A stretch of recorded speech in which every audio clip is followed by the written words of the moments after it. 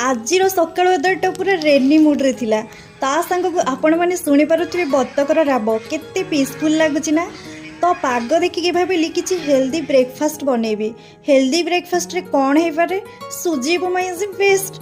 तो फास्ट मु सब इनग्रेडिएंट नहीं गली देखि पारुथिबे। देन तेल गरम होला परे टिके जीरा पके देली तापरे कंचा लंका करी लीव्स ओनियन ता संग को स्वाद अनुसार लूण आहा कि बास्ना। देन टमाटो हल्दी पकेली टिके होला परे कटा जाइतिबा परिबा एंड मसला पकेदेली।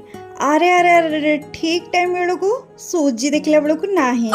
तो एबे कौन करिबा ओट्स थिला भाविली काम चलईदबा। हाँ आज्ञा बेले बेले सडन प्लान चेंज हेले भी बेटर होता है। ठीक कहल ना। एबे रेडी हो गला ओट्स उपमा इंस्टेड ऑफ सुजी उपमा।